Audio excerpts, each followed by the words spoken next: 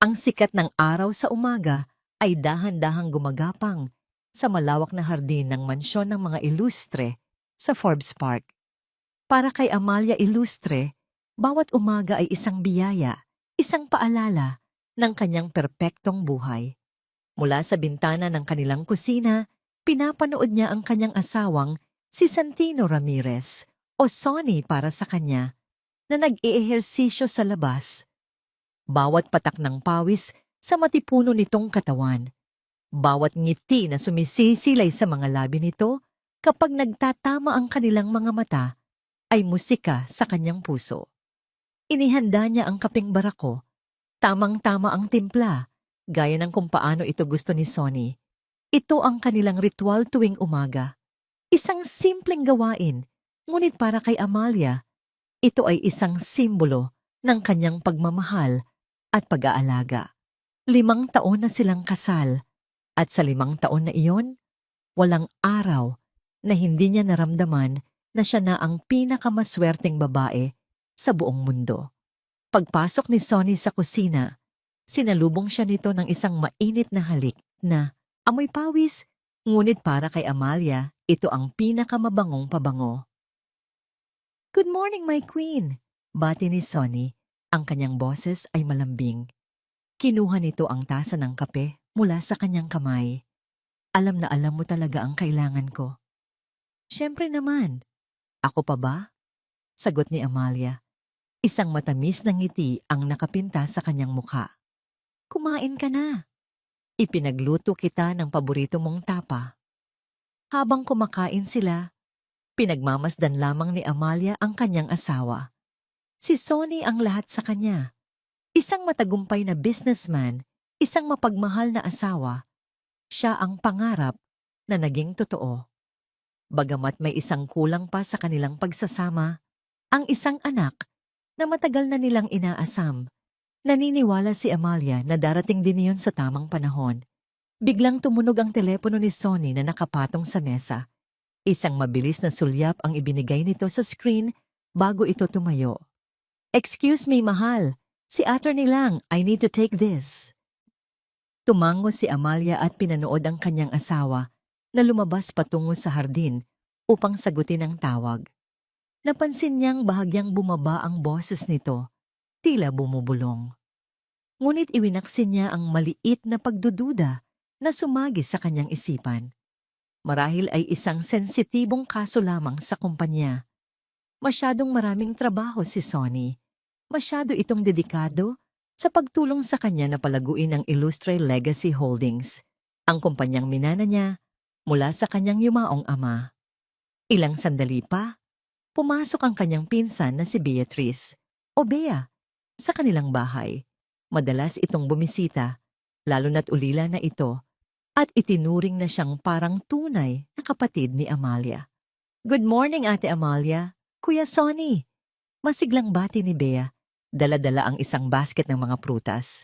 "Bea, ang aga mo naman." Salubong ni Amalia, sabay yakap sa pinsan. "Na-miss lang kita, ate. At saka, naisip ko, baka kailangan ninyo ng tulong sa pag-aasikaso sa nalalapit na birthday ni Kuya Sonny." Sabi ni Bea, ang mga mata ay naghahanap kay Sonny. Sakto namang pabalik na si Sonny mula sa labas.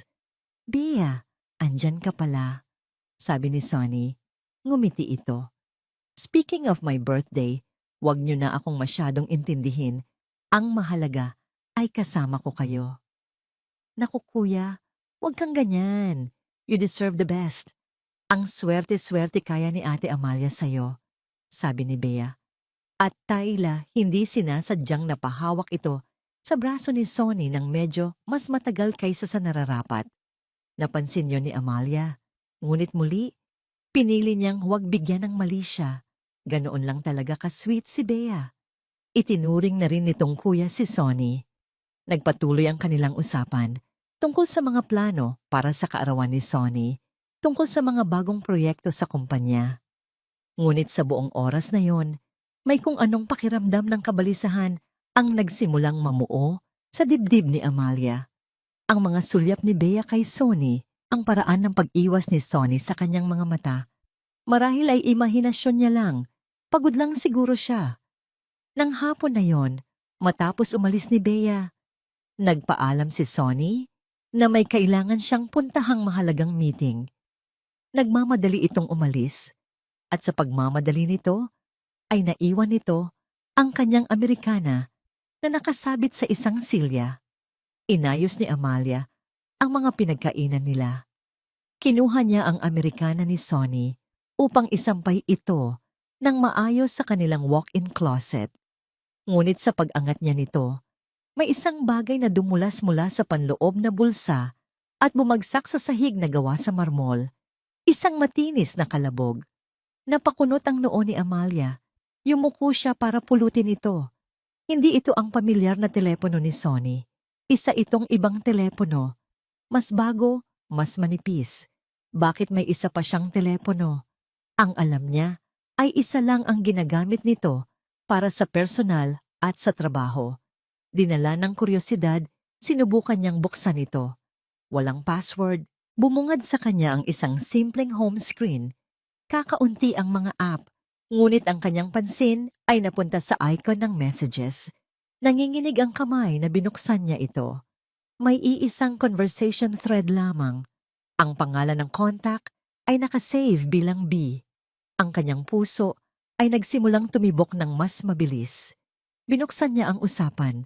Ang mga mensahe ay puno ng mga salitang malalambing, mga planong palihim, at ang huling mensahe na natanggap nito kaninang umaga, sa oras na kausap nito ang abogado, sa hardin. Ang mensahe ay mula kay B, at ang mga salita ay tila mga punyal na nasabay-sabay na tumusok sa kanyang puso. Kailan mo sasabihin sa kanya ang tungkol sa atin at sa baby ko? Tila nawalan ng kulay ang kanyang mukha. Ang hangin ay tila ninakaw mula sa kanyang mga baga. Nabitawan niya ang telepono. Ito ay bumagsak sa sahig at ang tunog ng nababasag na salamin ay umalingaw-ngaw sa nakabibinging katahimikan ng malawak na kusina. Ang perpektong mundo ni Amalia Ilustre ay biglang nagkalamat. At sa mga lamat na yon, nakita niya ang isang katotohanang mas masakit pa sa kamatayan. Nakatayo si Amalia sa gitna ng katahimikan. Ang mga mata ay nakapako sa basag na screen ng telepono sa sahig. Ang bawat bitak sa salamin ay tila kumakatawan sa bawat piraso ng kanyang puso na dinurog sa isang iglap. Ang mga salitang nabasa niya ay paulit-ulit na umalingaw-ngaw sa kanyang isipan. Isang malupit na kantang hindi niya mapatigil. Ang tungkol sa atin at sa baby ko. Baby ko. Isang salita. Isang salita na minsan ay naging pangarap para sa kanilang dalawa ni Sonny. Ngunit ngayon ay naging simbolo ng pinakamatinding pagtataksil.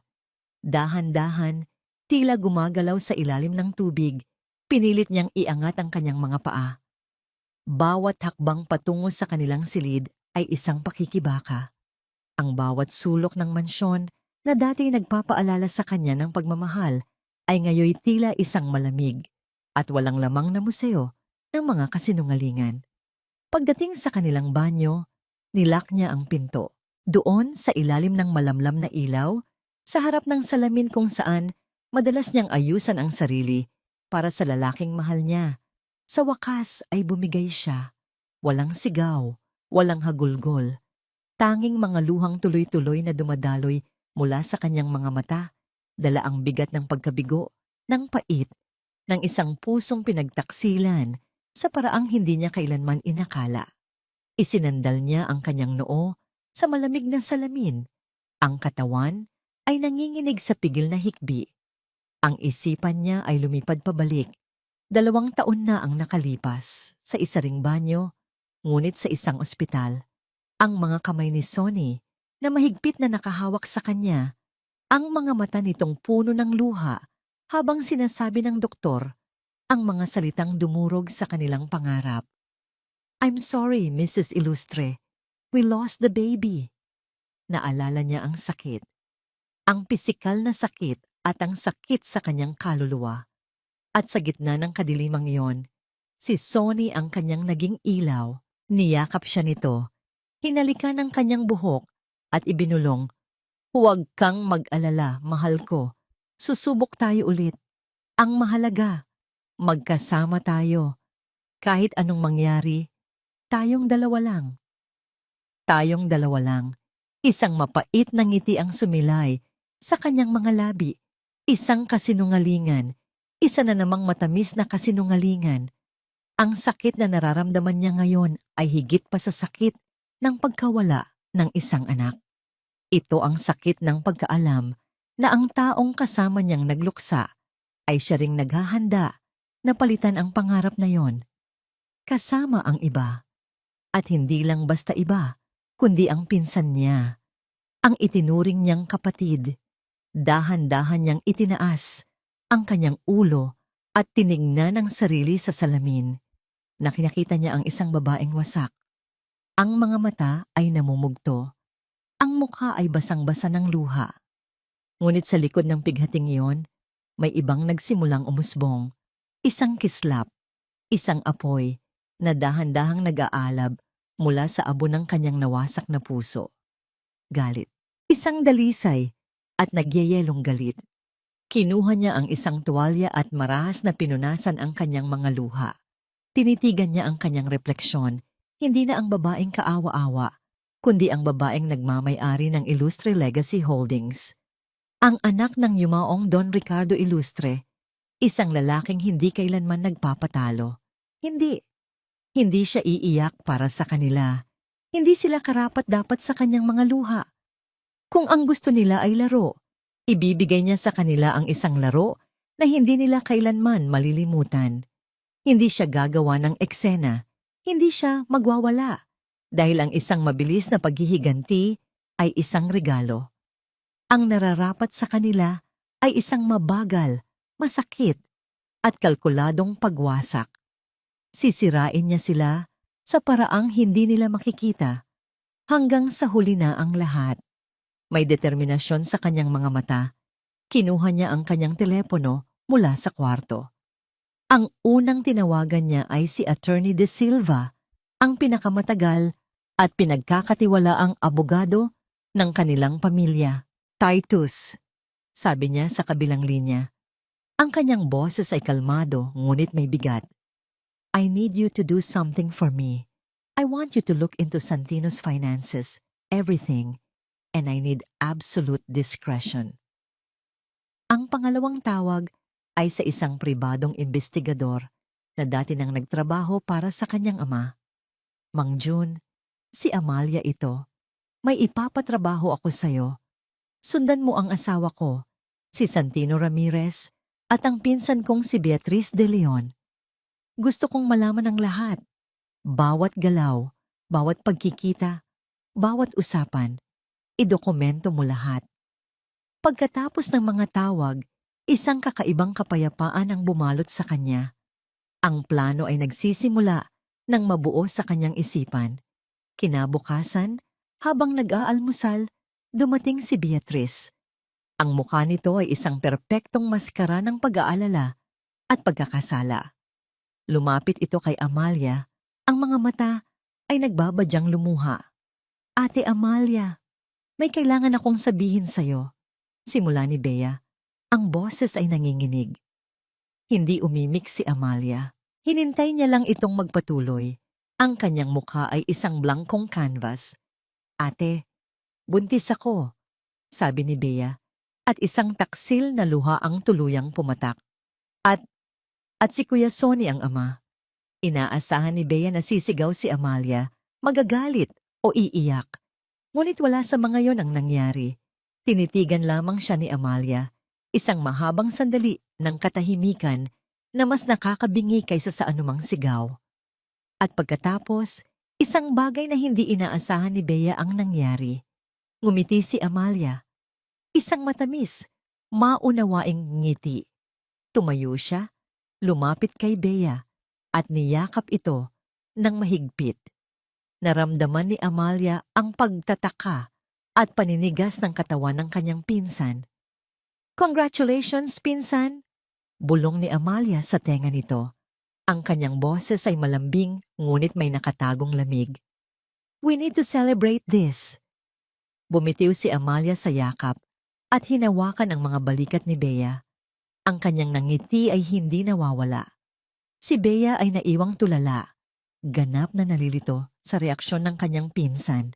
Hindi niya alam na ang yakap na yon ay hindi isang yakap ng pagtanggap. Iyon ay isang hudas na halik.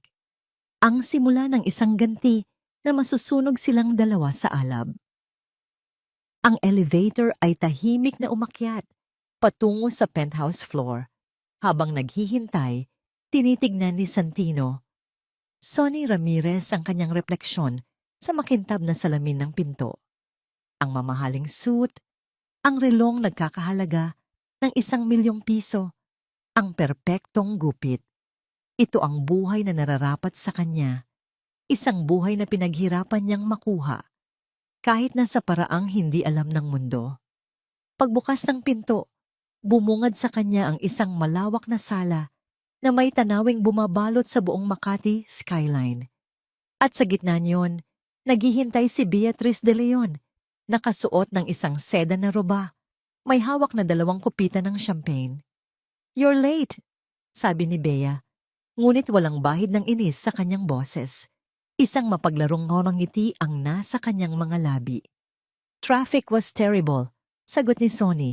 Sabay hubad ng kanyang Amerikana at pagluwag ng kanyang kurbata.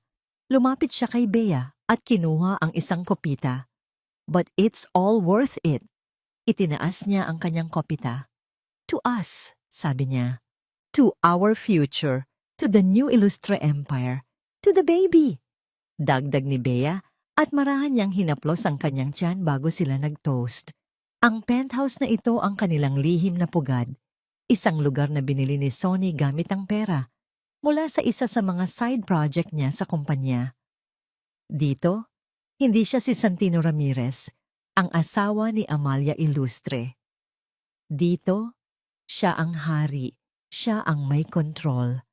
Matapos ang isang mabilis at tagumpay na halik, umupo sila sa sofa. "So, how did she take it?"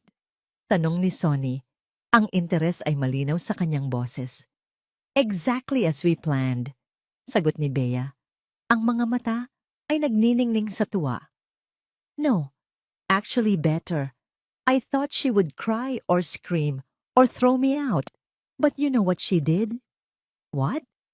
"She smiled, she hugged me, and she said, 'Congratulations, pinsan.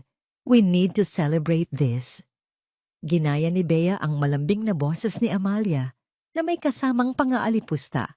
Napahalakhak si Sonny, isang malakas, walang pakundangang halakhak. My sweet, naive Amalia. Palagi na lang siyang naniniwala sa kabutihan ng lahat. She's so blinded by her love for me. She can't see the truth even if it's right in front of her. "Hindi ka ba kinakabahan, Sonny?" Her reaction, "It was weird. It was too calm." Pag-amin ni Bea, isang maliit na gatla ng pag-aalala ang gumuhit sa kanyang noo. Hinawakan ni Sonny ang baba ni Bea at marahang itinaas ito. "Bea, my dear, yan ang kahinaan niya. Her heart. She's all heart and no spine. Akala niya siguro, by accepting this, she can still keep me. She's desperate. At ang desperasyon na, yan ang gagamitin natin laban sa kanya." Iyon ang palaging tingin ni Sonny kay Amalia. Isang mabait, marupok, at medyo hangal na babae na nagkataon lang na ipinanganak na mayaman. Hindi niya nakikita ang talino at tapang na nakikita ng iba. Para sa kanya, si Amalia ay isang gintong susi. Isang susi para buksan ang pinto sa mundo na matagal na niyang pinapangarap. Isang mundo na malayo sa kahirapan na kanyang pinagmulan. Ang pagmamahal nito ay isang kasangkapan lamang. Ang tiwala nito ay isang puhunan. "So what's the next step?" tanong ni Bea. Ang pag-aalala ay napalitan na ng pananabik. "Patience," sabi ni Sonny, sabay inom sa kanyang champagne. "Hahayaan natin siyang masanay sa ideya. Meanwhile, I've already instructed my guy in finance, si Mang Teban, to create another shell corporation. We'll start diverting funds from the new infrastructure project. By the time my birthday comes around, I'll have enough leverage to call for a board meeting and demand more control. With the baby as my heir, they will have no choice. Paano kung hindi pumayag ang board? They will. Paniniguro ni Sonny, Amalia will convince them. She'll do anything for the sake of our family. Idiniin niya ang huling dalawang salita na may halong panunuya. Nagpatuloy sila sa pagpaplano, ang kanilang mga boses ay puno ng kasakiman at pagkasabik. Bawat salita ay isang hakbang palapit sa kanilang inaasam na tagumpay at isang pako sa kabaong ng tiwala ni Amalia. Para sa kanila, ito ay hindi pagtataksil. Ito ay ambisyon. Ito ay pagkuha lamang ng kung ano ang sa tingin nila ay nararapat para sa kanila. Biglang tumunog ang personal na telepono ni Sonny, ang teleponong alam ni Amalia. Ang pangalan ni Amalia ay lumabas sa screen. Nagkatinginan sila ni Bea. Sinanyasan ni Sonny si Bea na manahimik bago niya sinagot ang tawag. Ang kanyang boses ay agad na nagbago, naging malambing at mapagmahal. Hello, mahal. Yes, I'm still in a meeting. Medyo natagalan. Why? Is everything okay? May ilang sandali ng katahimikan habang nakikinig siya sa kabilang linya. Si Bea ay nakatingin lang sa kanya, sinusubukang basahin ang kanyang ekspresyon. Unti-unti, isang malawak na ngiti ang sumilay sa mga labi ni Sonny, isang nangiti ng purong tagumpay. A grand birthday party at the peninsula? Wow, mahal. You don't have to do that, sabi niya. Ang kanyang boses ay puno ng pekeng pagpapakumbaba. Pero, kung yan talaga ang gusto mo, then of course, anything for you. Yes, mahal. I love you too. See you later. Ibinaba niya ang telepono. Tumingin siya kay Bea. Ang kanyang mga mata ay nag-aapoy sa pagwawagi. Ano ang sabi niya? Tanong ni Bea. Hindi makapagsalita si Sonny sa sobrang tuwa. Muli siyang napahalakhak. She wants to throw me a grand birthday party sa The Peninsula para pasalamatan ako sa lahat ng ginawa ko para sa kanya. Ang huling mga salita ay halos pabulong na may kasamang diin na sinundan ng isa pang malakas na tawa. Hindi niya alam kung sino ang dapat niyang pasalamatan.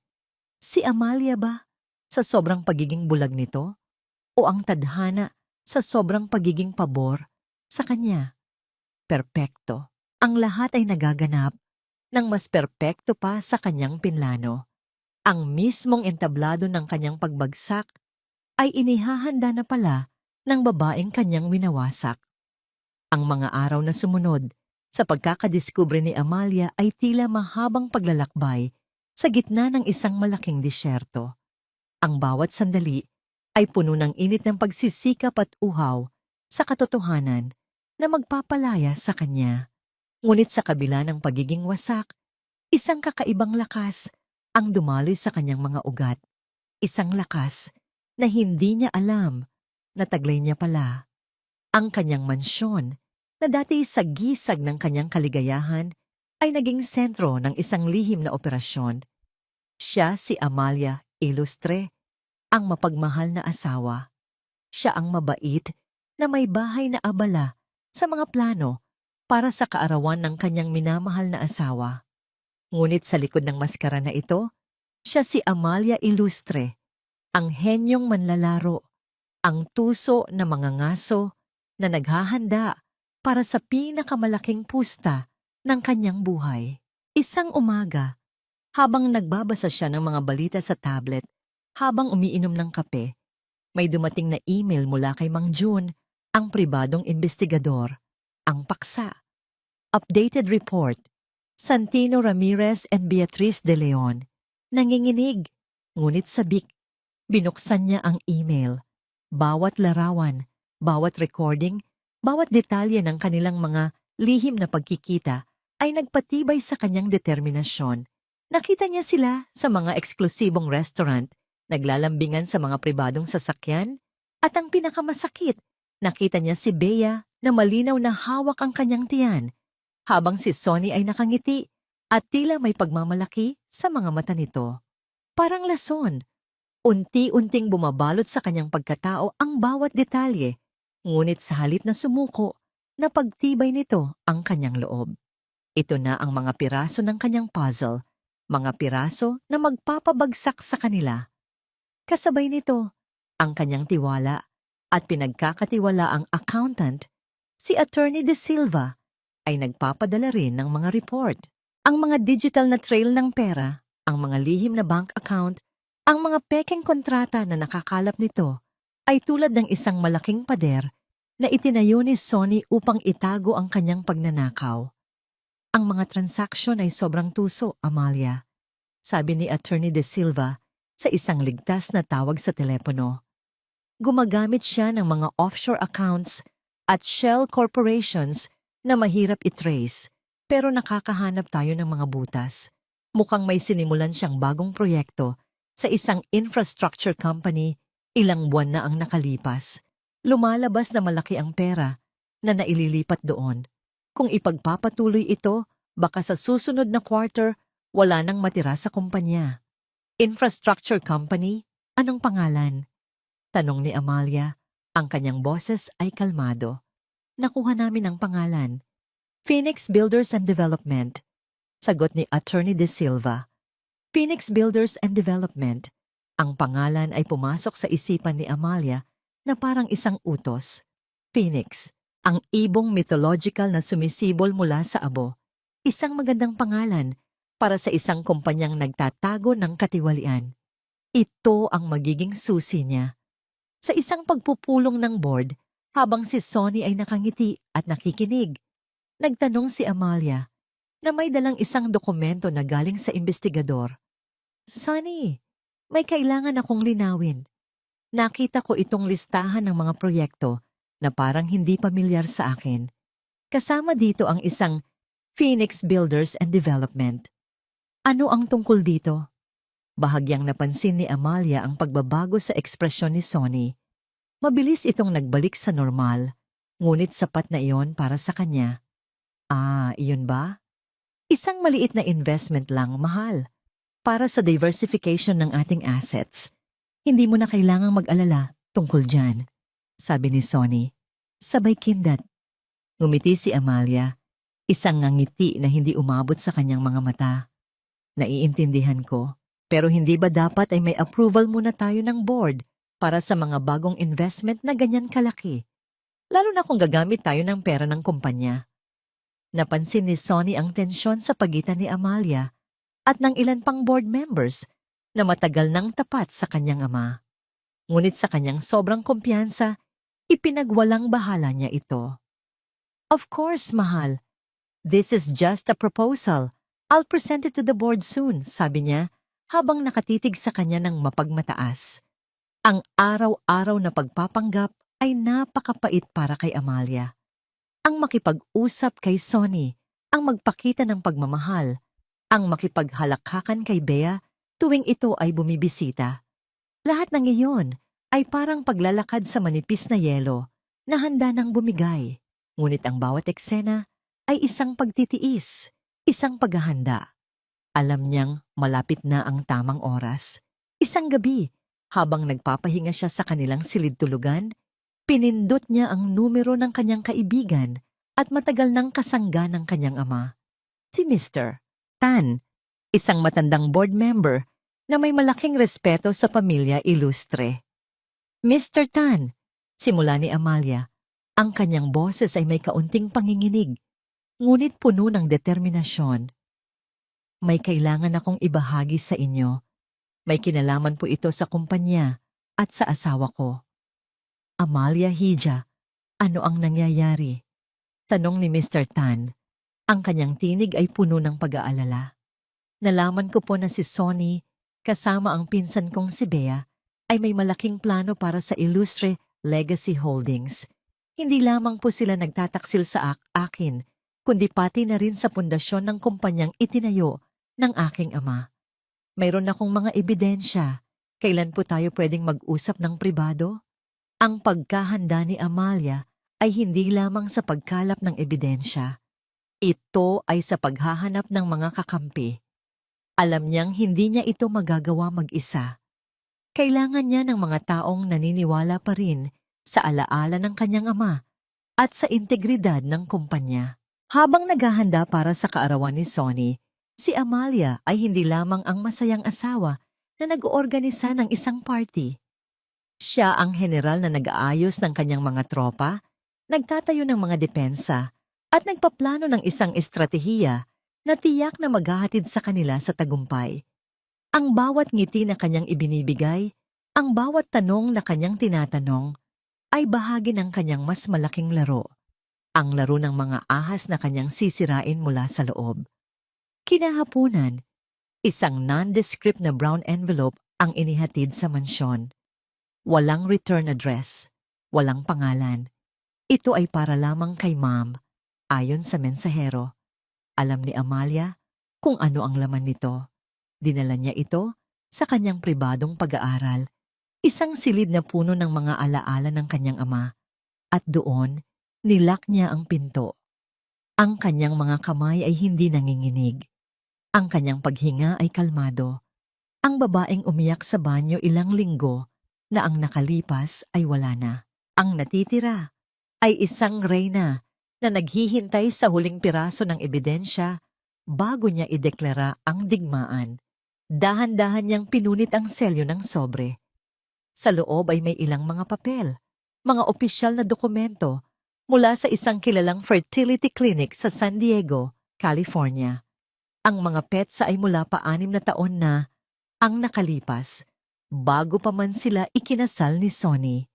Ang mga mata ni Amalia ay mabilis na tumakbo sa mga medikal na termino at mga numero.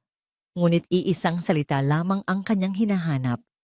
At nang makita niya ito, sa ilalim ng seksyon na may nakasulat na Final Diagnosis, tila huminto ang pag-ikot ng mundo. Isang salita.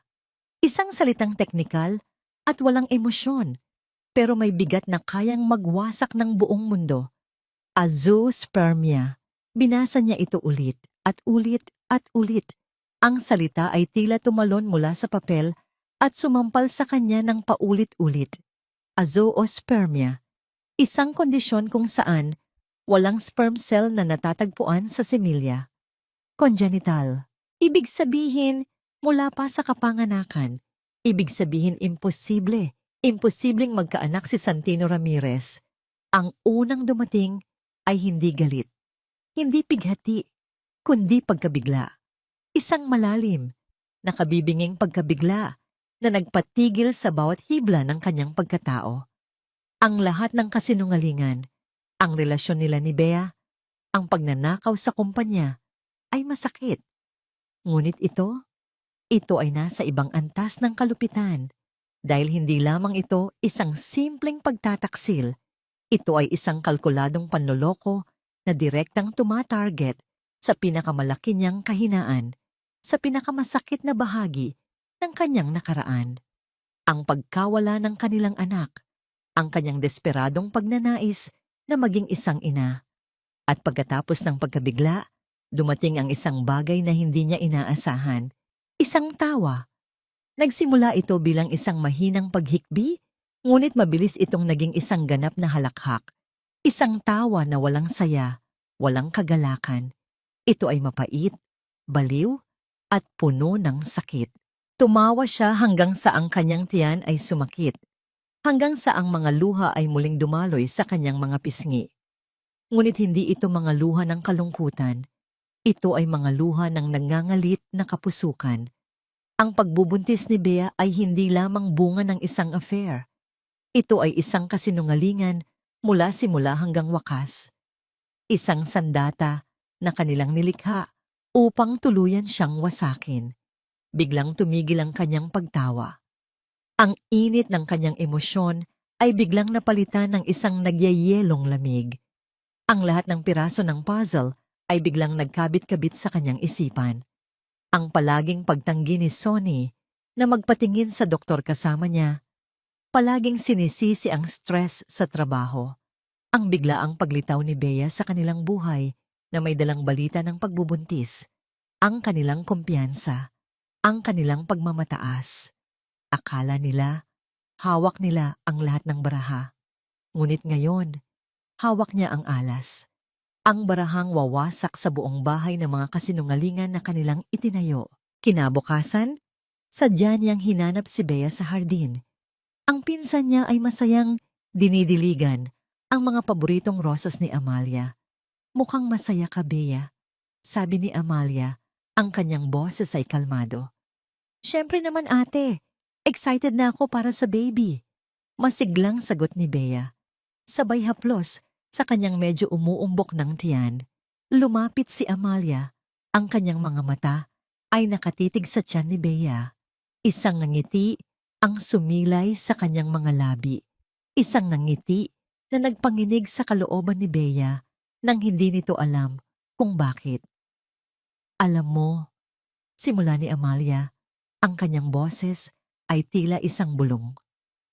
Ang isang anak ay isang biyaya, isang milagro, at ang pinakamahalagang tanong na dapat mong masagot ay kung kanino talaga nagmula ang milagrong iyan. Tumingin siya ng diretso sa mga mata ni Bea. Sigurado ka ba kung sino ang ama niyan? Nakita ni Amalia ang isang mabilis na kislap ng takot sa mga mata ni Bea. Isang kislap na kasing bilis ng kidlat, ngunit sapat na para makita niya. Mabilis itong napalitan ng pagkukunwaring galit. Ate Amalia, anong klaseng tanong yan? Siyempre, si Kuya Sonny ang ama. Sino pa ba? Depensa ni Bea. Hindi sumagot si Amalia. Ngumiti lang siya ulit, isang nangiti na puno ng lihim. Bago ito tumalikod at naglakad pabalik sa loob ng mansyon, iniwan si Bea na tulala at mayroong biglang kaba sa dibdib. Nang gabing iyon, umuwi si Sonny na may dalang isang malaking bouquet ng mga puting rosas. Sinalubong niya si Amalia ng isang halik. Para sa pinakamagandang asawa sa buong mundo, sabi niya. Tinanggap ni Amalia ang mga bulaklak. Habang inaayos niya ito sa isang florera, nakita niya ang kanilang refleksyon sa salamin sa dingding. Si Sonny ay lumapit mula sa kanyang likuran at niyakap siya. Ang mga kamay nito ay nakapatong sa kanyang tiyan. Malapit na. Mahal ko. Bulong ni Sonny sa kanyang tenga. Ang hininga ay mainit. Malapit na nating makumpleto ang pamilya natin. Tumingin si Amalia sa kanilang refleksyon. Nakita niya ang nakangiting mukha ni Sonny sa ibabaw ng kanyang balikat at nakita niya ang sarili niyang mukha, kalmado at hindi matinag. Itinaas niya ang kanyang kamay at hinaplos ang pisngi ni Sonny sa salamin. At pagkatapos, ngumiti siya. Isang ngiti na malamig, isang ngiti na nakamamatay, isang ngiti na nangangako ng isang paghihiganti na masusunog ang kanilang mundo hanggang sa maging abo. Para kay Santino Ramirez, ang tagumpay ay may amoy. Ito ay ang amoy ng mamahaling leather sa kanyang sapatos, ang amoy ng bagong print na pera, at ang amoy ng takot sa mga mata ng kanyang mga karibal. At sa mga nakalipas na linggo, ang amoy na yon ay tila mas matindi, mas malapit, halos abot kamay na niya. Ang reaksyon ni Amalia sa pagbubuntis ni Bea ay ang huling kumpirmasyon na kailangan niya. Ang pagiging kalmado nito, ang pagtanggap nito, ay hindi tanda ng lakas. Para kay Sonny, iyon ay tanda ng desperasyon. Isang babaeng handang lunukin ang sariling pride para lang hindi maiwan. Isang babaeng perpektong-perpekto para manipulahin. Isang gabi, habang nagbabasa siya ng mga business reports sa kanyang home office, pumasok si Amalia. May dala itong isang folder, ang kanyang ekspresyon ay seryoso at profesional. Sunny, may oras ka ba? May gusto lang akong ipakita sa'yo, sabi ni Amalia. Itinaas ni Sonny ang kanyang tingin, nagkunwaring abala. Of course, mahal. Para sa'yo, palagi. Inilatag ni Amalia ang mga dokumento sa ibabaw ng kanyang mahogany desk. Naalala mo yung Phoenix Builders and Development? Gumawa ako ng sarili kong research. At tama ka. It's a massive opportunity. Napakunot ang noo ni Sonny, bahagyang nagulat sa inisyatibo nito. Ngunit mabilis itong napalitan ng paghanga sa sarili. Tingnan mo nga naman, kahit siya ay kumbinsido sa galing ko. I told you. Mayabang niyang sabi. Yes. Pagpapatuloy ni Amalia, hindi pinapansin ang kanyang tono. Ang problema, masyadong malaki ang risk kung gagamitin natin ang pondo ng Illustre Legacy. Baka questionin tayo ng board. Pero may naisip akong paraan.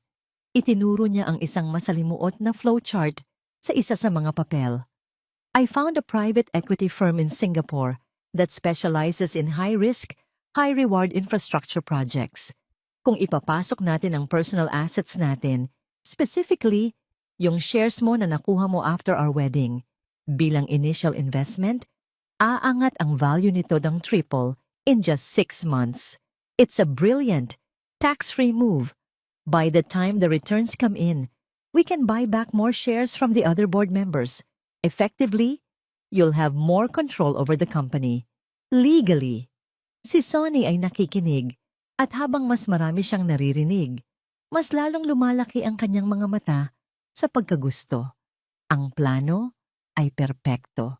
Masyadong perpekto. Gagamitin niya ang sarili niyang pera na technically ay galing din naman sa mga ilustre para palakasin ang kanyang kapangyarihan. At ang lahat ng ito ay ideya pa mismo ni Amalia. Ang iro niya ay napakatamis. Sa kanyang isipan, nakikita na niya ang hinaharap. Siya, nakaupo sa dulo ng mahabang mesa sa boardroom. Ang mga matatandang board members na tapat sa yumaong Don Ricardo ay isa-isang yumuyuko sa kanyang kapangyarihan. Ang pangalan ng building ay papalitan mula Illustre Tower at magiging Ramirez Tower. Si Amalia ay mananatili sa kanyang tabi, ang maganang palamuti. At si Bea, kasama ang kanyang anak, ay komportabling mamumuhay sa anino. Sinusuportahan ng yaman na kanyang nilikha. Mahal, this is brilliant, sabi ni Sonny. Ang kanyang boses ay puno ng sinserong paghanga, hindi kay Amalia, kundi sa kinabukasang nakikita niya. You really are more than just a pretty face. Isang maliit na ngiti ang sumilay sa labi ni Amalia. I do my best. So I had Attorney De Silva draft the necessary papers. It's a standard share transfer agreement to a holding company managed by the equity firm. All you have to do is sign. Inilapag niya ang isang makapal na dokumento sa harap ni Sonny. Ito ay puno ng mga legal jargon at mga numero. Tiningnan niya ang unang pahina. Ang pangalawa, masyadong marami. Masyadong nakakatamad basahin. At para saan pa? Si Amalia na mismo ang nagsuri nito. Ang sarili niyang asawa. Ano naman ang makukuha nito sa panloloko sa kanya? Where do I sign? Tanong niya. Kinuha ang kanyang mamahaling Montblanc pen. Just here. And here. Initial here. Mahinahong turo ni Amalia sa mga linya sa bawat pahina. Naramdaman ni Sonny ang bigat ng panulat sa kanyang kamay. Bawat pirma niya ay tila isang malakas na paghampas ng martilyo, nagpapatibay sa pundasyon ng kanyang bagong imperyo. Ang tunog ng dulo ng panulat sa papel ay musika sa kanyang pandinig. Tumingin siya kay Amalia habang pumipirma. Nakatayo lang ito, nanonood. Ang kanyang mukha ay kalmado at hindi mabasa. Marahil ay namamangha ito sa kanyang desisyon, sa kanyang katapangan. Nang matapos niya ang huling pirma, isinara niya ang folder nang may malakas na kalabog. Isang tunog ng katapusan, isang tunog ng panalo. It's done, sabi niya. Nakangiti ng malapad. It's done, ulit ni Amalia. Ang boses ay walang emosyon. Tumayo si Sonny at naglakad palabas ng silid. Pakiramdam niya ay lumulutang siya sa hangin. Pagdating sa koridor, agad niyang kinuha ang kanyang sikretong telepono at tinawagan si Bea. Bea? Sabi niya, hindi maitago ang panginginig sa tuwa sa kanyang boses. Sunny, anong nangyari? Ginawa na niya. Ipinapirma niya sa akin ang mga papeles. Ang lahat ng shares ko, inilipat ko sa isang investment na magpapayaman sa atin ng husto. Napasinghap si Bea sa kabilang linya. Talaga? Pumayag siya? Hindi lang siya pumayag. Pagmamalaki ni Sonny. Ideya niya ang lahat. Hindi niya alam. Ibinigay niya mismo sa akin ang sandatang wawasak sa kanya. Humalakhak siya. Atin na ang lahat, Bea. Atin na. Samamantala, naiwan si Amalia sa loob ng kanyang pag-aaral, nakatayo sa tabi ng mesa. Hinintay niyang marinig ang pagsara ng pinto ng kanilang silid-tulugan. Pagkatapos, kinuha niya ang kanyang telepono at pinindot ang numero ni Attorney De Silva. Titus, sabi niya. Mama Amalia, sagot ng abogado sa kabilang linya. Kumusta? Tumingin si Amalia sa nakasaradong folder sa ibabaw ng mesa. Ang kasunduan na wawasak sa buhay ni Santino. It's done, sabi ni Amalia. Ang kanyang boses ay kasing lamig at kasing talim ng yelo. He signed everything. He legally owns nothing now. Nakatayo si Beatriz de Leon sa harap ng isang full-length mirror sa loob ng penthouse unit na nagsisilbing kanlungan ng kanyang mga pangarap. Ang suot niya ay isang emerald green na evening gown, gawa sa pinakamakinang na satin na tila tubig na dumadaloy sa kanyang katawan. Libu-libong maliliit na kristal ang nakaburda dito, kumikinang sa bawat galaw niya, na parang mga bituin sa isang madilim na kalangitan. Ito ang damit na isusuot niya bukas sa kaarawan ni Sonny. Ang damit na magiging saksi sa kanyang pag-upo sa trono. Isang ngiti ng kasiyahan ang gumuhit sa kanyang mga labi habang iniikot niya ang kanyang sarili. Sa wakas, pagkatapos ng napakaraming taon, nararamdaman niyang nababagay siya. Ang refleksyon sa salamin ay hindi na si Bea, ang pobreng pinsan, ang laging nakasunod, ang tagapulot ng mga luma at pinagsawaan. Ang babae sa salamin ay isang reyna. Bigla, ang imahe sa salamin ay nagbago. Nakita niya ang isang batang babae, mga 12 taong gulang, suot ang isang kupas na kulay rosas na bestida. Medyo maluwag pa ito sa kanya. Naalala niya ang araw na yon. Ang kaarawan niya. Ibinigay iyon ni Amalia sa kanya bilang regalo. Hindi ko na kasi kasya, Bea. Sa'yo na lang. Favorite dress ko yan. Sabi pa nito noon na may ngiti. Naalala ni Bea ang init ng hiya na naramdaman niya. Isang paboritong damit na pinagsawaan na. Isang hand-me-down, gaya ng lahat ng bagay sa kanyang buhay. Ang mga laruan, ang mga libro, maging ang atensyon ng kanilang mga kamag-anak. Lahat ay dumaan muna kay Amalia bago mapunta sa kanya. At sa araw na yon, habang pinipilit niyang ngumiti at magpasalamat, isang pangako ang binuo niya sa kanyang sarili. Balang araw, lahat ng sayo ay magiging akin. Lahat. Ipinilig ni Bea ang kanyang ulo. Iwinaawaksi ang mapait na alaala. Ang nakaraan ay nakaraan na. Ang mahalaga ay ang bukas. Biglang nag-vibrate ang kanyang telepono sa ibabaw ng vanity table. Isang hindi rehistradong numero. Kinunutan niya ito ng noo bago sinagot. Ang boses ay iritado. Hello? Bea, ako to. Sabi ng isang lalaki sa kabilang linya. Isang boses na pamilyar. Isang boses na ayaw niyang marinig ngayon. Ilang beses ko bang sasabihin sa'yo na huwag kang tatawag? Pabulong niyang sabi, puno ng pagbabanta. Lumayo siya sa salamin at naglakad patungo sa bintana. Kailangan ko lang malaman kung kailan ko makikita ang anak ko. Pagpupumilit ng lalaki. Wala kang anak dito. Madiin na sagot ni Bea. Ang batang ito ay anak ni Santino Ramirez.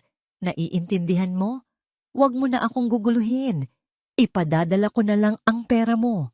Maghintay ka. Mabilis niyang pinatay ang tawag. Ang kanyang puso ay malakas na kumakabog dahil sa inis at kaba. Isang maliit na gusot sa kanyang perpektong plano. Ngunit kaya niyang ayusin ito. Lahat ay kaya niyang ayusin. Para pakalmahin ang sarili, kinuha niya ang isang kopya ng isang high society magazine sa coffee table. Sa cover, nakangiti si Amalia, suot ang isang nagniningning na kwintas. Ang kanyang mga mata ay puno ng kabaitan. Ang headline, Amalia Ilustre, The Heart of the legacy. Hinaplos ni Bea ang malamig na papel. Ang kanyang daliri ay dumaan sa perpektong mukha ng kanyang pinsan. Ang kabaitan na iyon, ang tiwala na iyon, iyon ang magiging dahilan ng kanyang pagbagsak. Ang ganda-ganda mo pa rin, ate. Bulong ni Bea sa larawan. Ang kanyang boses ay isang pinaghalong inggit at tagumpay. Sayang lang, dahil bukas, ako na ang papalit sa'yo. Ilang sandali pa, may kumatok sa pinto ng kanyang unit. Nagtaka siya. Hindi niya inaasahan si Sonny ngayong gabi. Maingat niyang binuksan ang pinto at nakita ang isang delivery man na may hawak na isang maliit, eleganteng paper bag na may logo ng isang kilalang alahasan. Para po kay Miss Beatrice de Leon. Kinakabahang tinanggap niya ito at isinara ang pinto. Nanginginig ang mga kamay na binuksan niya ang paper bag. Sa loob ay isang itim na velvet box at sa loob ng box, nakalatag sa puting satin, ay isang kwintas. Isang kwintang nining na gawa sa mga diamante na kumikinang na parang mga patak ng luha na nagyelo sa panahon. Ito ay mas maganda pa sa kwintas na suot ni Amalia sa magazine. May isang maliit na card na nakasiksik sa gilid. Kinuha niya ito at binasa ang sulat kamay ni Amalia. Para sa pinakamamahal kong pinsan, isuot mo ito bukas. Ito ang kukumpleto sa itsura mo. Nagmamahal, Amalia. Napahawak si Bea sa kwintas. Ang mga diamante ay malamig sa kanyang mga daliri. Isang alon ng pagtatagumpay ang bumalot sa kanya. Ito na yon, ang huling patunay. Tinanggap na talaga ni Amalia ang lahat. Masyadong bulag sa pag-ibig para lumaban. Ngunit habang isinusukat niya ang kwintas sa kanyang leeg, hindi niya mapigilang makaramdam ng isang bahagyang kilabot. May kung anong malamig sa bigat nito, may kung anong kakaiba sa katahimikan ni Amalia. Mabilis niyang iwinaksi ang pakiramdam. Guni-guni niya lang iyon. Ito ay regalo. Isang regalo ng pagsuko mula sa kanyang pinsan, isang regalo ng paalam. Ang araw ng kaarawan ni Santino Ramirez ay dumating na may dalang hangin ng pagbabago. Para sa karamihan, isa lamang itong ordinaryong araw. Ngunit para sa tatlong tao na ang mga buhay ay magkakaugnay sa isang masalimuot na sayaw ng pag-ibig, pagtataksil, at paghihiganti, ito ang araw ng paghuhukom. Sa loob ng master suite ng mansyon ng mga ilustre, ang katahimikan ay halos banal. Nakatayo si Amalia sa harap ng kanyang salamin, hindi pa naliligo. Suot lamang ang isang puting roba. Ang kanyang mga mata ay nakatuon sa kanyang refleksyon. Ang babaeng nakatingin pabalik ay hindi na ang babaeng nakita niya ilang linggo na ang nakalipas. Ang pamumugto ay wala na. Ang bakas ng kalungkutan ay napalitan na ng isang matatag na determinasyon. May kapayapaan sa kanyang mga mata, isang kapayapaan na nagmumula hindi sa kawalan ng problema, kundi sa pagtanggap na haharapin niya ito ng buong tapang. Hindi siya natulog ng gabing iyon, hindi dahil sa kaba, kundi dahil sa paghahanda. Isa-isa niyang sinuri ang bawat detalye ng kanyang plano.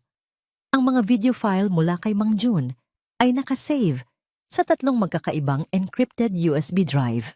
Ang mga financial document at ang medical record ni Sonny ay nakaprint at nakaselyo sa mga sobre. Handa nang ipamahagi sa mga piling miyembro ng board at sa media. Ang kopya ng kasunduang pinirmahan ni Sonny ay nasa ligtas na pangangalaga ni Attorney De Silva na darating mamayang gabi bilang isa sa mga bisita. Kinuha niya ang kanyang telepono at tinawagan ang head ng technical team na kanyang personal na kinuha para sa event. Leo, si Amalia ito, sabi niya. Ang kanyang boses ay kalmado at may autoridad. Is everything in place? Yes, ma'am, sagot ng lalaki sa kabilang linya. Ang projector ay nakasync na sa laptop na ibinigay ninyo. Ang sound system ay nakacheck na. We are ready for your cue. Good, sabi ni Amalia. Remember, no mistakes. Everything must be flawless. Flawless, ma'am. Understood. Ibinaba niya ang tawag. Naglakad siya patungo sa kanyang walk-in closet.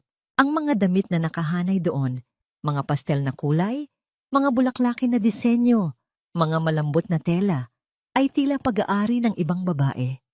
Sa dulo, nakasabit ang isang damit na matagal na niyang hindi isinusuot. Isang evening gown na kulay dugo. Isang pulang-pula na damit na bumabagay sa kanyang katawan na may matapang na hiwa sa likod. Ito ang damit na isinuot niya noong unang beses siyang ipinakilala ng kanyang ama bilang tagapagmana ng Illustre Legacy. Isang damit ng kapangyarihan. Habang isinusuot niya ito, naramdaman niya ang pagbabago. Hindi lamang sa panlabas, naramdaman niyang isinusuot niya muli ang baluti na matagal na niyang ibinaon dahil sa pag-ibig. Bago siya bumaba, dumaan muna siya sa library.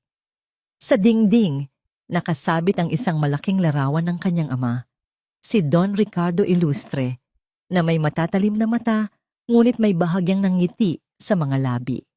Lumapit si Amalia at hinaplos ang malamig na salamin ng picture frame.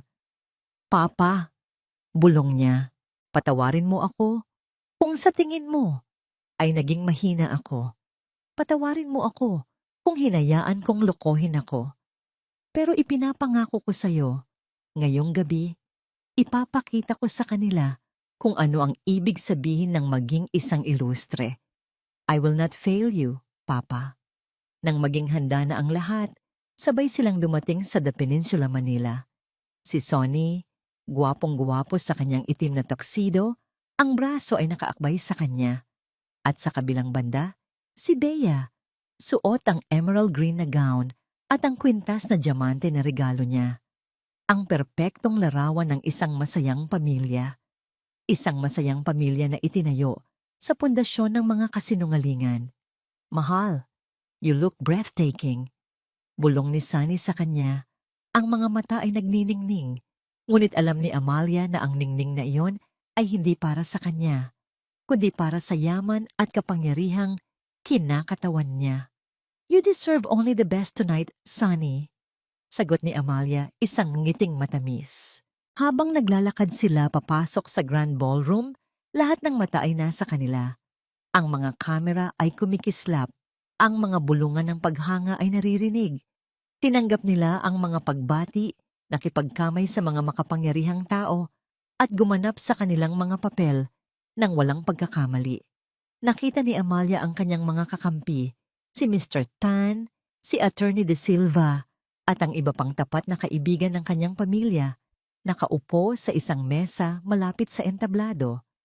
Isang bahagyang pagtango mula sa kanila ay sapat na. Handa na ang lahat. Pagkatapos ng hapunan, oras na para sa mga talumpati. Si Sonny, na naliligo sa atensyon, ang unang nagsalita. Pinasalamatan niya ang lahat, pinuri ang kanyang napakabait at mapagmahal na asawa, at nagbigay ng mga pahiwatig tungkol sa isang bagong kabanata para sa kanilang pamilya at sa kumpanya. Nang matapos siya, si Amalia na ang tinawag. Dahan-dahan siyang umakyat sa entablado, ang kanyang pulang damit ay tila apoy na gumagalaw sa gitna ng silid. Naramdaman niya ang tingin ng lahat. Naramdaman niya ang tingin ni Sonny. Naramdaman niya ang tingin ni Bea. Kinuha niya ang mikropono. Ang kanyang kamay ay hindi nanginginig. Ngumiti siya sa lahat ng mga bisita, isang ngiti na nagpatigil sa lahat ng bulungan. "Good evening, everyone," simula niya. Ang kanyang boses ay malinaw at matatag, umalingaw-ngaw sa buong ballroom. "Welcome to my husband's birthday party. Thank you all for coming to celebrate with us." Huminto siya sandali. Ang kanyang mga mata ay naglakbay mula sa nagagalak na mukha ni Sonny patungo sa nag-aabang na mukha ni Bea. "We have a very, very special surprise for him tonight. Something to show him just how much he is truly loved." Nakatayo sa entablado, sa ilalim ng matinding liwanag ng mga spotlight, may isang sandali kung saan ang ingay ng buong ballroom ay tila naglaho. Para kay Amalia, ang tanging naririnig niya ay ang malakas na pagtibok ng sarili niyang puso. Ang kanyang mga mata ay hindi nakatuon sa daan-daang bisita, kundi sa isang mesa lamang Sa harap, doon, magkatabing nakaupo sina Sonny at Bia. Si Sonny ay nakatingin sa kanya ng may pagmamalaki, isang ngiti ng pagmamay-ari ang nakapinta sa kanyang mga labi. Ang kanyang trophy wife ay nasa entablado, handang purihin siya sa harap ng buong mundo. Hindi niya alam na ang entabladong yon ang magiging kanyang bitayan. Si Bea naman ay nakatingin din sa kanya. Ang mga mata ay nagniningning dahil sa mga diamante sa kanyang leeg at sa tagumpay na abot kamay na niya, ang kanyang pinsan, ang kanyang kapatid, ang ahas sa kanyang paraiso. At sa sandaling iyon, isang hindi inaasahang alon ng emosyon ang biglang bumalot kay Amalia. Hindi galit, hindi determinasyon, kundi isang malalim, matinding lungkot. Isang huling piraso ng kahapon ang biglang bumisita sa kanyang alaala. Nakita niya ang sarili, 5 taon na ang nakalipas, sa araw ng kanilang kasal. Nakita niya si Sonny sa dulo ng altar. Ang mga mata nito ay puno ng luha ng kaligayahan habang siya ay naglalakad palapit. Naalala niya ang bigat ng pangako sa bawat salitang binitawan nila, sa hirap at ginhawa, hanggang kamatayan. Naalala niya ang mga gabing magkayakap sila, pinapangarap ang kanilang kinabukasan, binibigyan ng pangalan ang kanilang mga magiging anak. Naalala niya kung paano nito pinunasan ang kanyang mga luha noong una silang nabigo. Ang mga halik nito, ang mga yakap nito, ang mga salitang mahal kita na tila musika sa kanyang pandinig. Lahat ba iyon ay kasinungalingan? Mula sa simula? O mayroon bang isang bahagi, kahit gaano kaliit, na naging totoo? Ang sakit ng katotohanan ay muling tumusok sa kanya. Ang babaeng nagmahal noon, ang babaeng naniwala sa bawat pangako, ay kailangan niyang patayin ngayong gabi. Upang mabuhay ang babaeng nararapat na maging siya, kailangan niyang iburol ang multo ng nakaraan. Ito ang kanyang sandali ng all is lost. Hindi dahil sa natatalo siya sa laban, kundi dahil para manalo, kailangan niyang tanggapin na ang lahat ng pinaniwalaan niyang totoo ay isang malaking ilusyon. Ang pag-ibig na kanyang iningatan at pinahalagahan ay abo na lamang. Huminga siya ng malalim. Ang hangin ay tila yelo na pumasok sa kanyang mga baga. Pinapawi ang init ng kanyang mga alaala. Hinawakan niya ang kanyang tiyan, isang kilos na hindi niya namalayan. Naalala niya ang sakit, ang pagkawala. At ang pagkawala na iyon ang naging huling gatong sa apoy ng kanyang determinasyon. Ang pag-ibig ay maaaring mamatay, ngunit ang paghihiganti ay may sariling buhay. Ibinaba niya ang kanyang kamay. Itinuon niyang muli ang kanyang tingin kina Sonny at Bia. Ang kalungkutan sa kanyang mga mata ay nawala. Napalitan ng isang bagay na mas matalim, mas malamig. Ang lambot sa kanyang puso ay tumigas at naging bakal. Ang pag-aalinlangan ay naglaho. Nagbigay siya ng isang halos hindi mapansing senya sa technical booth sa likuran. Isang maliit na pagtango. Nakita niya si Leo, ang head ng tech team, na tumango pabalik. Bumaling siyang muli sa mikropono.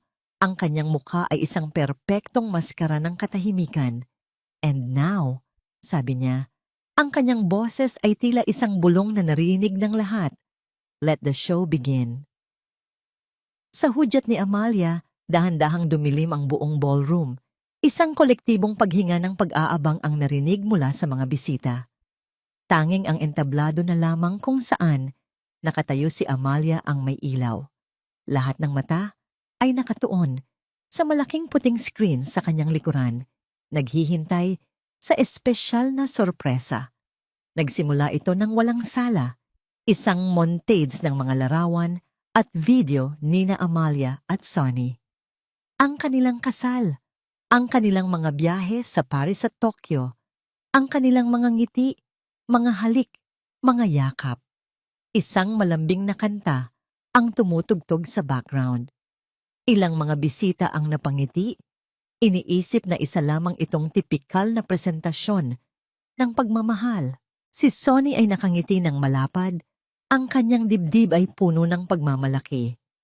Tumingin pa siya kay Bea at kumindat, ngunit biglang naputol ang musika. Ang screen ay naging itim. Sa nakabibinging katahimikan, isang bagong video ang nagsimula. Walang musika, walang magarbong editing. Tanging ang hilaw na tunog mula sa isang nakatagong kamera. Ang unang eksena ay sa loob ng isang pamilyar na penthouse. Si Sonny at Bea naghahalikan. Ang kanilang mga halik ay hindi magiliw, kundi puno ng pagnanasa at kasakiman.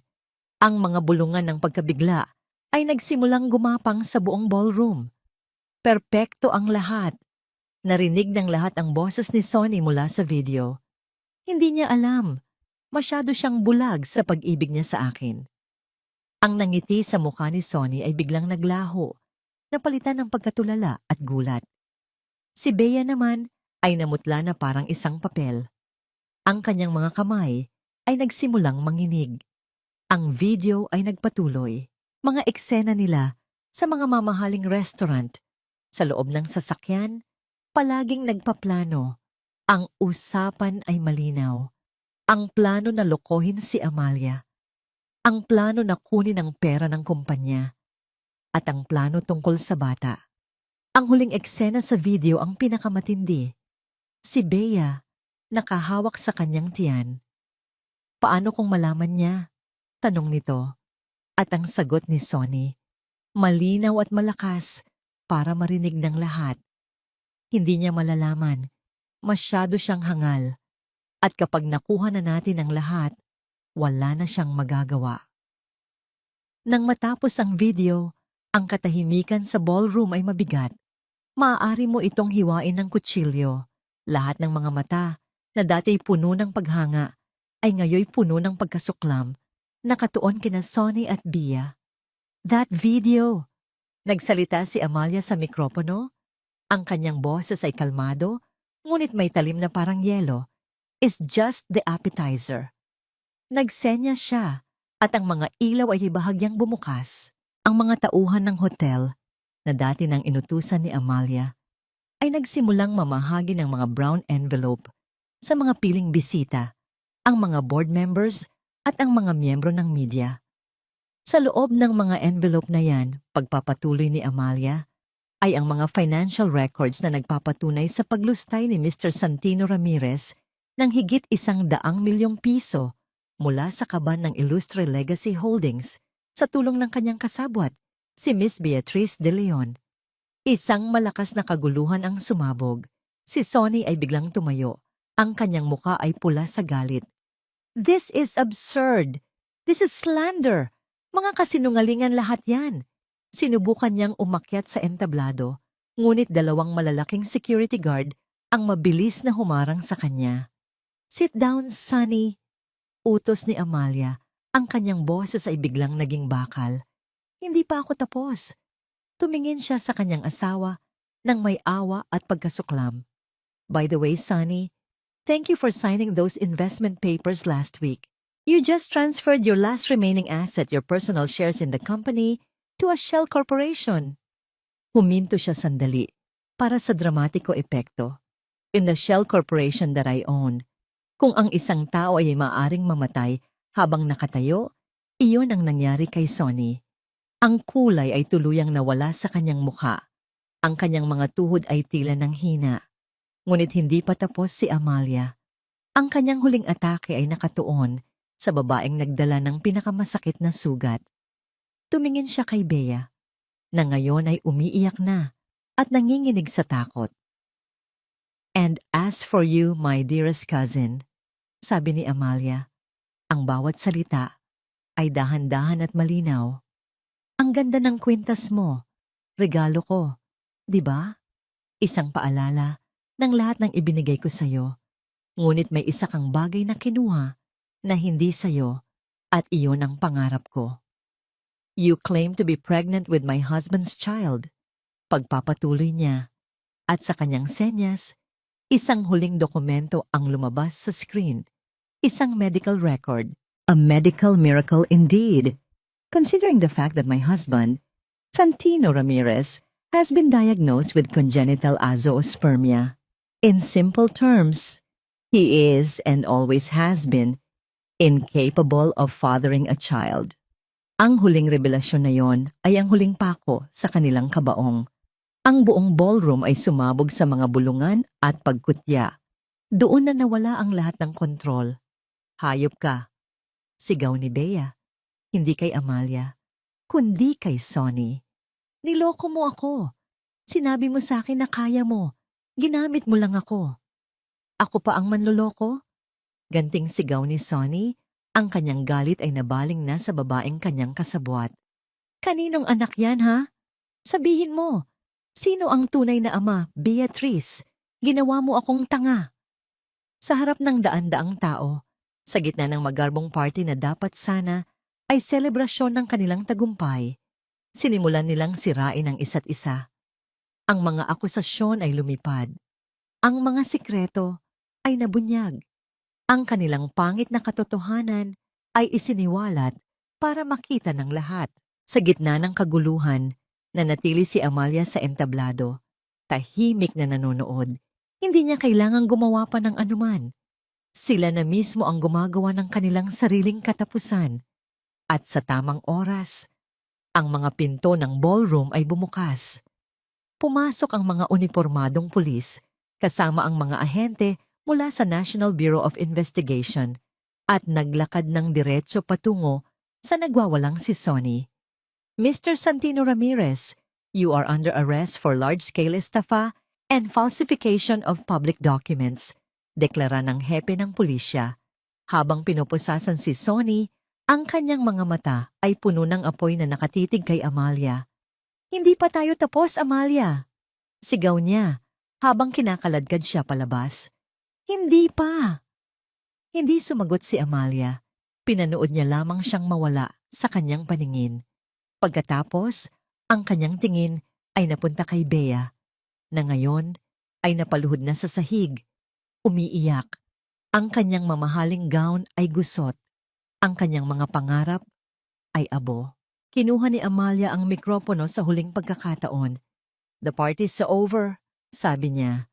At ang kanyang huling halakhak, hindi man malakas, ay umalingaw-ngaw sa buong silid. Isang tunog ng tagumpay na nakuha mula sa pinakamatinding sakit. Ang umaga pagkatapos ng gabi ng pagtutuos ay dumating ng may kakaibang katahimikan. Walang masayang bati mula kay Sonny, walang pekeng pag-aalala mula kay Bea.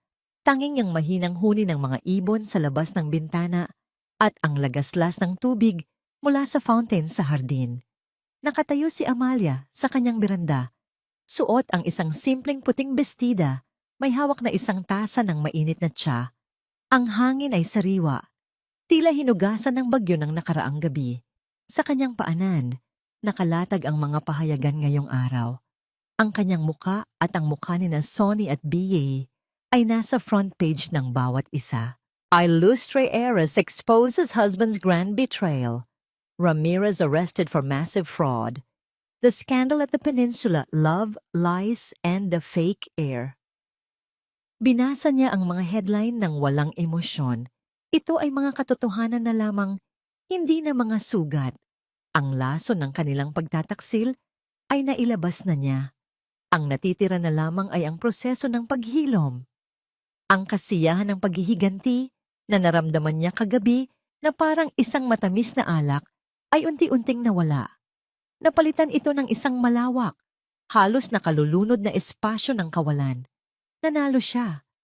Nakuha niya ang hustisya, ngunit sa proseso, nawala ang 5 taon ng kanyang buhay na kanyang inakala ay totoo. Nawala ang mga pangarap na kanyang binuo. Ngunit hindi kalungkutan ang kanyang naramdaman, kundi pagod. Isang malalim na pagod sa kaluluwa. Pumasok siya sa loob ng mansyon. Ang bawat sulok ay tila sumisigaw ng mga alaala ni Sonny. Ang upuan kung saan ito madalas umupo para magbasa. Ang hagdanan kung saan sila madalas maghabulan na parang mga bata. Ang kanilang silid tulugan. Tumawag siya sa kanyang head housekeeper. Manang Elsa, sabi niya. Ang kanyang boses ay mahinahon ngunit matatag. Pakiimpake lahat ng gamit ni Mr. Ramirez. Lahat. Ang mga damit, libro, sapatos. Ipasok ninyo lahat sa mga kahon at ilagay sa bodega. Ayokong makakita ng kahit isang bakas niya sa bahay na ito pagdating ng hapon. Masusunod po, ma'am. Sagot ng matanda. Ang kanyang boses ay puno ng respeto at simpatya. Habang ang mga kasambahay ay kumikilos, umupo si Amalia sa sala. Dumating si Attorney De Silva, hindi na bilang abogado, kundi bilang isang kaibigan ng pamilya. Amalia, bati nito, umupo sa tapat niya. The news is everywhere. How are you holding up? I'm fine, Titus. Just tired. Pag-amin niya. Sonny will face years in prison. Maraming kaso ang isasampa laban sa kanya. Hindi lang mula sa atin, kundi mula rin sa iba pang investors na naloko niya. He will have no chance of parole. Paglilinaw ng abogado. As for Beatrice, she has nothing. The penthouse was seized as part of the assets acquired through illegal means. She's been calling me asking for mercy. What do you want to do? Nag-isip si Amalia sandali. Naalala niya ang mukha ni Bea kagabi. Wasak at puno ng pagsisisi. Ngunit hindi iyon pagsisisi sa ginawa nito sa kanya, kundi pagsisisi dahil nahuli ito. Let the law take its course on whatever she's liable for, sabi ni Amalia. But I will not press any personal charges. Her public humiliation and the life she now faces is punishment enough. I want her out of my life, forever. Tumango si Attorney De Silva. Nang hapong yon, habang naglalakad si Amalia patungo sa kanilang silid, nakita niya ang isang eksena sa TV sa isa sa mga sala. Isang news report. Ipinakita si Bea. Gusot ang damit, walang makeup. Kinakaladkad ang kanyang mga maleta palabas ng lobby ng penthouse. Kinukuyog siya ng mga reporter, ngunit wala siyang masabi. Tanging mga hikbi lamang. Ang babaeng gustong maging reyna ay naging isang pulubi sa isang iglap. Mabilis na pinatay ni Amalia ang TV. Ayaw na niyang makita pa. Pumasok siya sa kanilang dating silid tulugan. Malinis na ito. Wala nang amoy ni Sonny. Wala nang bakas niya. Ngunit sa ilalim ng kama, may nakita siyang isang bagay na naiwan. Isang medium-sized na kahon na gawa sa kahoy ng acacia, ang kanilang memory box. Dahan-dahan siyang lumuhod at hinila ito palabas. Ang alikabok ay bahagyang kumapit sa kanyang mga daliri. Ilang taon na rin nila itong hindi nabubuksan. Dito nila inilalagay ang mga maliliit na bagay na may malalaking alaala.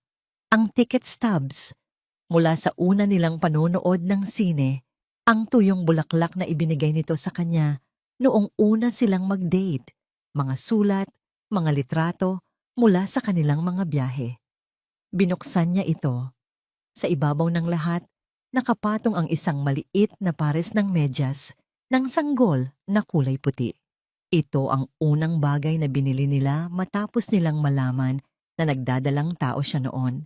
Hinawakan niya ang malambot na medyas. Ang sakit ng nakaraan ay biglang bumalik. Isang matalim na kirot sa kanyang dibdib. Ngunit ngayon, may kasama na itong bagong pangunawa. Ang lahat ng sakit na pinagdaanan niya, ang pagkawala ng kanyang anak, ang pagtataksil ng kanyang asawa. Lahat ng yon ay humubog sa kanya. Hindi siya winasak ng mga ito. Pinatatag siya ng mga ito. Isinara niya ang kahon. Dati, ang kahon na ito ay isang dambana ng pag-ibig. Ngayon, isa na lamang itong testamento ng isang kabanata sa kanyang buhay na natapos na. Isang aral na natutunan sa masakit na paraan. Dinala niya ang kahon patungo sa walk-in closet. Ngunit sa halip na itapon ito, maingat niya itong inilagay sa pinakataas na estante, sa pinakalikod, sa tabi ng mga luma niyang maleta. Hindi niya ito itatapon. Hindi niya itatakwil ang kanyang nakaraan. Sa halip, tatanggapin niya ito bilang bahagi ng kung sino siya ngayon. Pagkatapos, lumabas siya ng silid at isinara ang pinto. Hindi nalilingon pa. Kinagabihan, Nakatanggap siya ng isang sulat mula sa kulungan. Galing kay Sonny. Nanginginig ang kamay na binuksan niya ito. Ito ay puno ng mga salita ng pagsisisi, pagmamakaawa, mga pangako ng pagbabago. Ngunit para kay Amalia, ang mga salita ay wala ng laman. Mga hungkag na tunog na lamang mula sa isang estranghero. Walang pag-aalinlangan, pinunit niya ang sulat sa maliliit na piraso at itinapon sa basurahan. Nang gabing iyon, sa unang pagkakataon, sa loob ng maraming linggo, natulog si Amalia ng mahimbing, walang bangungot, walang luha, tanging ang tahimik na pangako ng isang bagong umaga na naghihintay. Ang bagyo ay tapos na, at sa pagitan ng mga nagkalat na labi ng kanyang winasak na buhay, isang maliit na binhi ng pag-asa ang nagsisimula ng sumibol. Lumipas ang 6 na buwan. Ang iskandalo na yumanig sa alta sosyedad ay unti-unti nang humupa, napalitan ng mga bagong balita, mga bagong tsismis. Ngunit para sa Illustre Legacy Holdings, ang mga nakaraang buwan ay hindi panahon ng paglimot, kundi panahon ng muling pagsilang. Sa loob ng malaking boardroom sa pinakatuktok ng Illustre Tower, isang bagong reyna ang nakaupo sa dulo ng mesa, si Amalia Illustre. Ang kanyang buhok ay maayos na nakatali. Ang kanyang suot ay isang eleganteng navy blue power suit. Ngunit ang pinakamalaking pagbabago ay nasa kanyang mga mata. Ang dating lambot ay napalitan ng talas ng isang agila.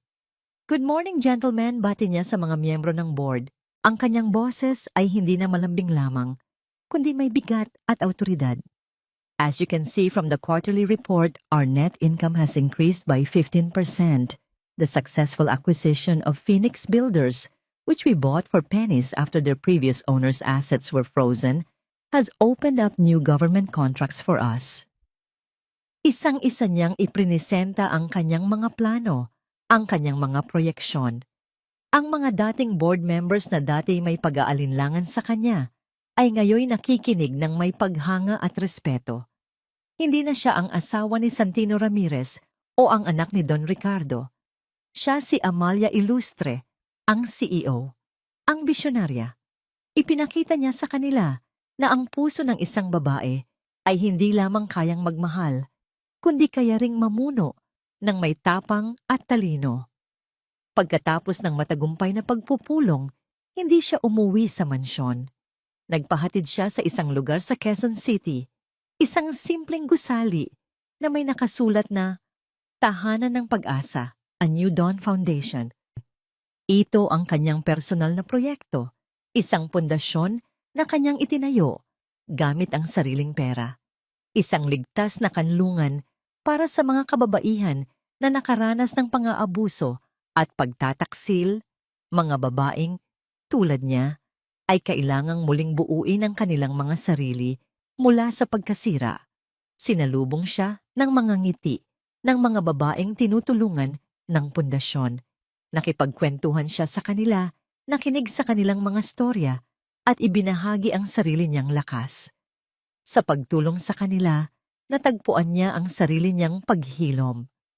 Naintindihan niya na ang kanyang sakit ay hindi isang sumpa, kundi isang aral na maaari niyang gamitin upang maging ilaw para sa iba. "Salamat po, Ma'am Amalia," sabi ng isang batang babae. Ang mga mata ay puno ng pasasalamat.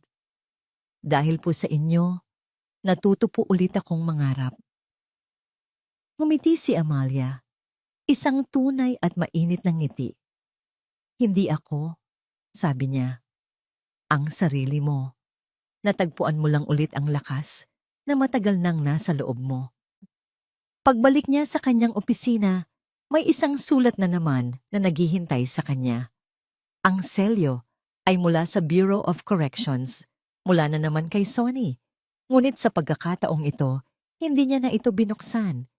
Hindi na niya kailangang malaman kung ano ang laman. Ang mga salita sa loob ay wala ng kapangyarihan sa kanya. Kinuha niya ang hindi pa nabubuksang sobre, naglakad patungo sa paper shredder sa gilid ng kanyang opisina at walang pag-aalinlangang ipinasok ito.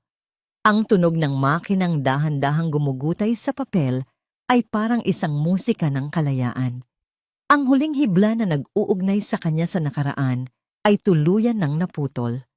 Naglakad siya patungo sa pribadong balkonahe ng kanyang opisina. Mula doon, tanaw niya ang buong lungsod ng Makati. Ang mga gusali ay tila mga sundalong nakatayo. Ang mga sasakyan sa ibaba ay parang mga ugat na dumadaloy, nagbibigay buhay sa syudad. Dati, ang tanawing ito ay nagpapaalala sa kanya ng bigat ng kanyang responsibilidad. Ngayon, nagpapaalala ito sa kanya ng walang hanggang posibilidad. Huminga siya ng malalim, nilalasap ang hangin ng hapon. Kinuha niya ang kanyang tasa ng kape sa mesang naroon at humigop. Ang pait ng kape ay perpekto. Payapa ang kanyang isipan. Malaya ang kanyang puso. Sa wakas, pagkatapos ng lahat, nahanap niya ang kapayapaan. Hindi sa paghihiganti, kundi sa pagpapatawad. Pagpapatawad sa sarili dahil sa pagiging bulag. At pagtanggap na ang lahat na nangyari ay bahagi ng kanyang paglalakbay.